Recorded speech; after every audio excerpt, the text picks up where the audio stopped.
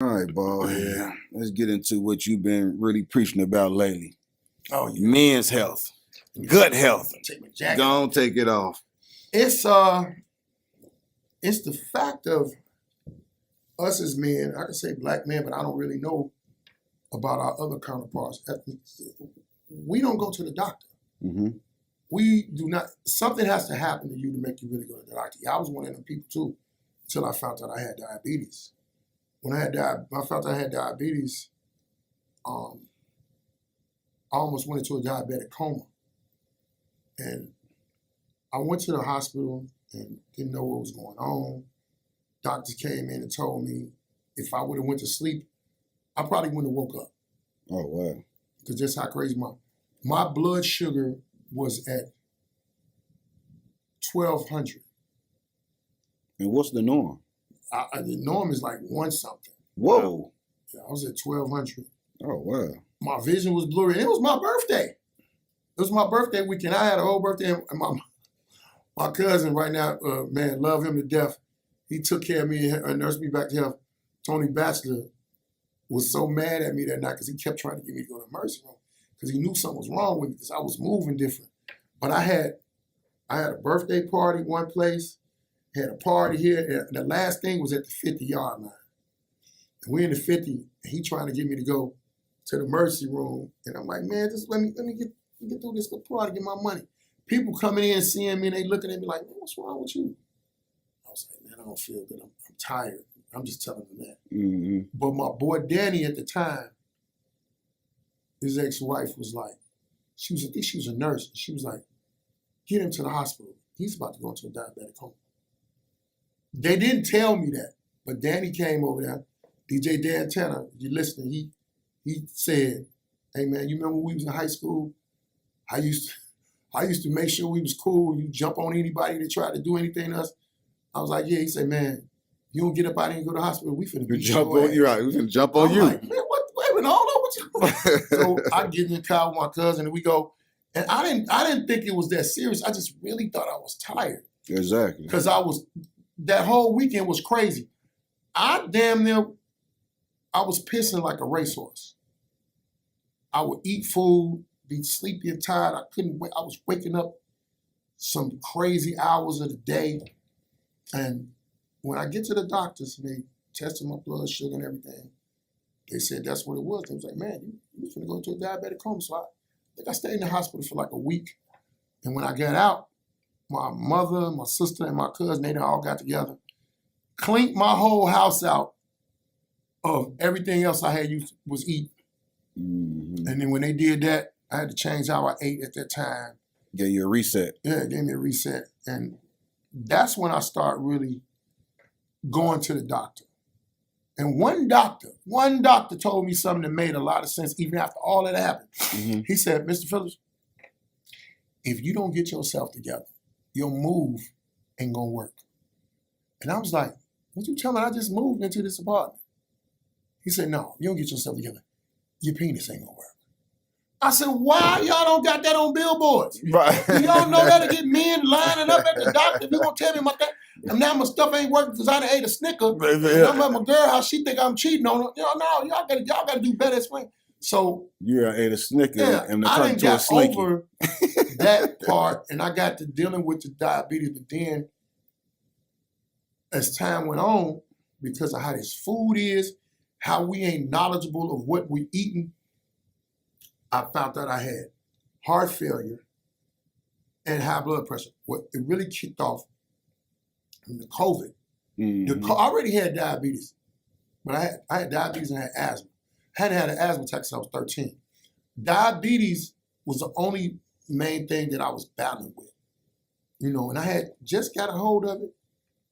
At one point in time, my AC1 levels back to the regular 4-something or 5-something, where they could damn near take you up off the medication and you can just take care of everything with your diet and with exercise. But then when the COVID hit, I didn't know what the hell was going on. I'm the first comedian to catch the COVID. D.L. Hughley caught it, but he fell out and his name was bigger than mine. But when I caught it, I was on the news in Chicago and Atlanta. I didn't know what was going on. I almost passed out at the airport. Coming from Chicago, it was my 50th birthday celebration. I get to Atlanta, and I had to call my wife and be like, hey, I think I got that shit that they talking about. She's like, what shit? I said, I really can't tell you because I'm around a lot of people. Right. I said, but I'm real weak. I've been sweating and I don't know what's going on. So she said, well, all right, well, you're gonna get your ass in this back seat, I'm gonna take you to the emergency room. Right. I get in the car, she got all the windows down, you know what I'm saying? I went to the emergency room. They told me that I had strep throat. Now this is, let me tell you how early on this was.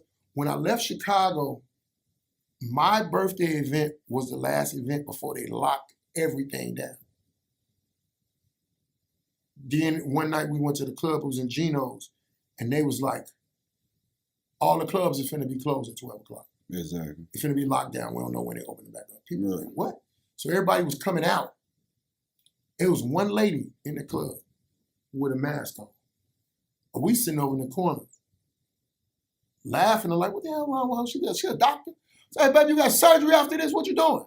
Not knowing she was up on it like Michael Jackson was a long time ago. All the way up on it. So I go, and when I get to the hospital, they tell me I got strep throat. I went home, and I quarantined myself to the front room where the TV was, and it was close to the kitchen. One day she came in and was like, come on, we're finna go to the emergency room. I'm like, why? She said, you sitting up and you ain't breathing right. And what happened was the fluid from my lungs, I was drowning in my own fluid. Right. And didn't really know it. And went to the emergency room. They had to get me straight, but the COVID screwed up, it compromised my immune system and everything. So anything after that, I had been ill. I wasn't ill like that before that. Exactly. I wasn't getting sick, so. Did you get the vaccination? I got one of them, and I hate I got it. And he regretted that. I regret it. And the only reason because I was fighting. I wasn't finna get that. I was like, I'm a comedian. What they gonna do? Tell me I can't perform? I'll crack some jokes outside of the club. It don't matter. Mm-hmm. But what happened was my mother had a stroke years before, and she was in a living assistance place, and we couldn't come in there if we didn't get the shot. Mm-hmm. So we had to get the car, get the shot. The car was supposed to be for you to flash when you get on the plane. Never flashed that car. Didn't nobody ask me that I had a shot. None of that. So I was like, I got this for nothing. But that is one of the things that compromised me. And I knew there was another thing that compromised me, because when I went to the doctor recently, I had 2 minor heart attacks. I told you about that. I had 2 minor heart attacks. And the doctor told me, he was like, man, I know who you are. I've seen your work. I'm going to tell you this. He said, did you get that shot? I was like, yeah. He said, well, it don't even matter about the shot. Anybody who had the COVID are having symptoms of things different, like heart attacks aren't like they used to be. People that have heart attacks in their sleep. Your chest might be hurting, but it ain't no heart attack. You wouldn't think it was a heart attack. You'd think it's indigestion. And I thought for 2 days that that's what I had. Thought I had indigestion. I'm around here drinking the black folks elixir, ginseng, ginger ale, drinking ginger ale like crazy. With no ginger in it. Man, no ginger in it. Found that out too. And the doctor told me, he said, well, how'd you, it was a dude at my job named Ray. Ray say, man, you could be having a heart attack. I said, man, I ain't have no damn heart attack. I said, this is just some indigestion. He said, well, look, go get you some Bayer aspirin. And he made me remember my great-grandparents had Bayer aspirin all over the house. Mm-hmm. They would have it strategically. I asked my grandfather one day, why y'all got all this Bayer aspirin everywhere? Why don't y'all put it in the mask? My grandfather said, because if I fall out right there, I could reach it, or your grandmama could just grab it and give me one, and I'll chew it, and it'll stop. I'm like, oh. So when he said that, I thought about it. When he got the Bayer aspirin, took the Bayer aspirin, now I went and got extra strength. I ain't get the little kids chewables. I got the extra, and my chest felt better.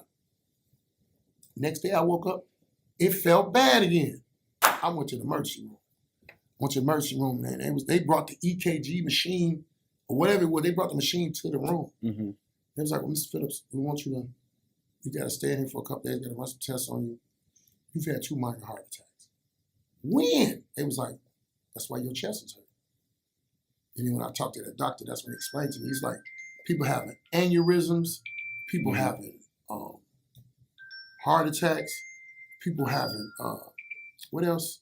It's aneurysms, heart attacks, and strokes. Totally different than they usually would have them. Yeah, exactly. And it's because people's, with their shot, it changed a lot of, I hope I'm saying it right, molecular structure in your body. It changed a lot of your cells, it changed a lot of things to where your body would warn you. Like if you're having a heart attack in your sleep, that's the worst thing because your body is at rest. And your body can't go into fight or flight mode. When you woke, you go into fight or flight. Oh my God, let me drink this water. Let me call 911. Mm-hmm. If you sleep, you sleep. Right. And then that's what they say, you wake up dead. Exactly. So with that and me having to stay in the hospital, I did a lot of thinking because when I first had the COVID, a few of my friends, more than little, said, when we seen you had the COVID, man, we knew it was serious. Mm-hmm. And so I said, with this journey that I'm finna go on, because I was finna lose weight and I already had the diabetes, the heart failure, and I just had got the heart failure and high blood pressure. I said, those things can be turned around. I'm finna turn them around. So I'm finna lose weight. I'm finna go online, show everybody how I'm losing weight, show everybody how I'm eating different, and showing everybody I'm going to the doctor. The main thing about because a lot of them doctors don't know what they're talking about. Yeah. So we still gotta go see what they're talking about. Take what they give you or what they say you got and go research it. Mm-hmm. Go research it. It's so many research engines. You can ChatGPT something. You can go to Google. And the crazy part is the doctors don't want you to do that. Nope. So that's how come I know there's something to it. Y'all just want me to do it because it used to be doctors where you would go to a practice and this doctor's trying to cure you. Now they're just trying to give you some more drugs in it. The thing that I hate is when they say, okay, we're going to put you on this for 30 days. What you mean you're going to put me on this for 30 days? You went to school for 7 to 8 years. You don't know what this do? Why did you just take all that blood of mine out of there? What is y'all doing with my blood? Y'all supposed to be testing my blood to find out if this is going to work. Exactly. If you found out what I got through my blood, you don't know what's going to work with it. Yeah, exactly. So, after this interview, I might not be around. Yeah. They're going to come get their guinea pig. They're going to come get me. But anyway, I want us as men to know that don't just leave it up to you having a wife or a woman to get on your nerves about going to the doctor. We need to go ourselves. Man, we'll wait till 7 years and we go to the doctor. How long have you been having this problem? For 7 years. Well, when did your leg fall off? Last night. And I got it for you right here so y'all can put it back on when I got to go to work. No, we need to really get dead serious about this, man. We need to eat different. We need to look at this food, find out what it is. Find out what we eating and what we got going on.